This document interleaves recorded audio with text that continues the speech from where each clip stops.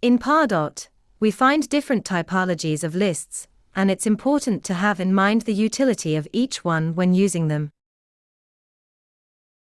To access, we go to Pardot Account Engagement, and from the Prospect section is where we can access the lists. When we select Prospects, we see that a menu appears with the word Segmentation, and under Segmentation, we can create and find the lists that we have created in our environment. In Pardot, we find dynamic lists, static lists, public lists, test lists, and CRM lists. When we press Add List to add a new list, as we see here, the types of lists we have are displayed. First, we have dynamic lists that update automatically based on the criteria defined in the entry rules. Let's go through an example. If we select Dynamic List and click on Set Rules, we can see that here is the option to add entry criteria to create this dynamic list.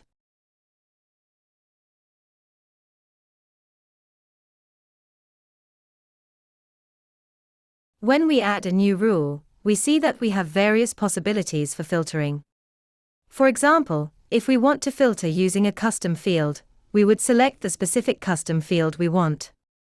In this case, I'm going to choose Language and specify that the language is equal to Spanish.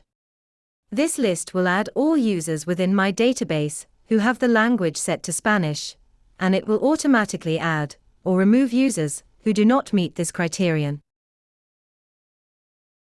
As we have seen in the drop-down, options like Prospect Account Field, Prospect Assigned User, Prospect Assigned Status, Prospect Campaign, Prospect Email Status, etc., were displayed under Rule Criteria.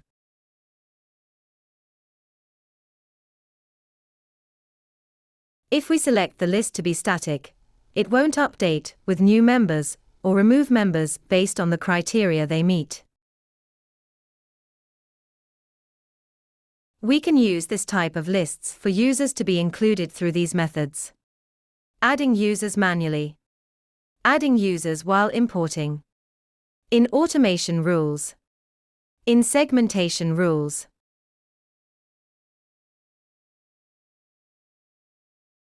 Static lists are good for cases where you need to send a one-off email to a segment that contains a set group of people.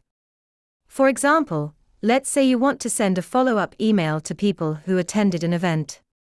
This segment won't change as the event has already happened, so you could use a static list for it.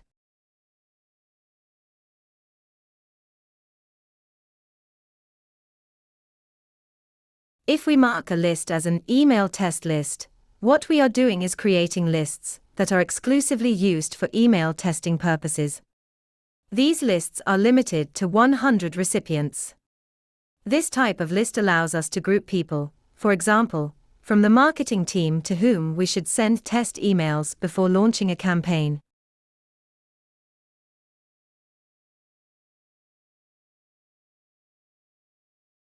We also have the option of public lists, which, when we mark a list as public, becomes visible in the preference center that we have built in Pardot. Users can then choose to subscribe to these lists or not, directly from the Preference Center.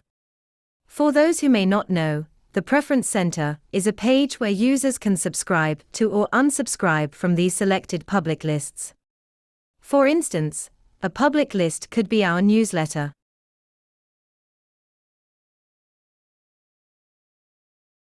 Finally, the lists visible in the CRM allow the lists to be visible within the CRM, and from the CRM, users can be assigned to this list.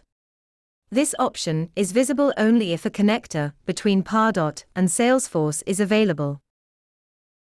I hope that now you have a clear understanding of how the different types of lists in Pardot work, and you know when to create one type or another based on your needs. In the upcoming videos, we will focus on explaining how to automate in Pardot using tools such as automation rules, completion actions, page actions, and we will explain how to build customer journeys in Engagement Studio.